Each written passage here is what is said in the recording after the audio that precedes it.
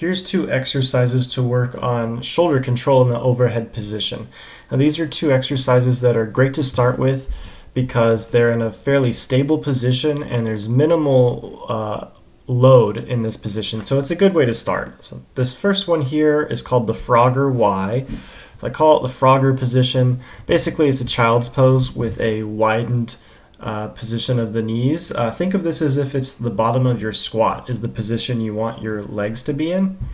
And then in terms of the arm here, we start with the hand resting on the floor. Extend that arm out into a Y position or angled overhead position. Turn thumb up towards the ceiling and raise the arm up towards the ceiling. There we go. Now when you're doing this, the arm can be put at different angles. You can play with a little further overhead, a little wider, just depends on what you're working on. If you're working on a clean versus a snatch versus an overhead press, all of these have slightly different shoulder angles, so you can adjust and play with it and find areas that you struggle with and work on that angle. Notice the rest of my body stays relatively still here. I'm not twisting my trunk, I'm not lifting up off the ground. I'm really isolating that shoulder and shoulder blade as I lift and squeeze that shoulder blade back. Now that we've worked on shoulder elevation with the Frogger Y, we're going to work on control in that elevated position. So I'm resting my hand on the box in that Y position.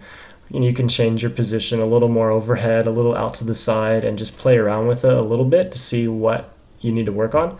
But I'm externally rotating my shoulder. That will have my elbow turning up and pointing forwards to the camera here overhead, and then internally rotating where the elbow rotates down towards the floor.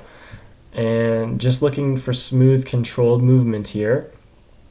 Switching sides, you can see a little bit that I'm getting some shoulder blade motion as well, that as I internally rotate, that shoulder blade is tilting up and forwards, and then as I externally rotate, that shoulder blade is tilting down and back. So you're looking to control both the shoulder blade and the shoulder itself in this overhead position.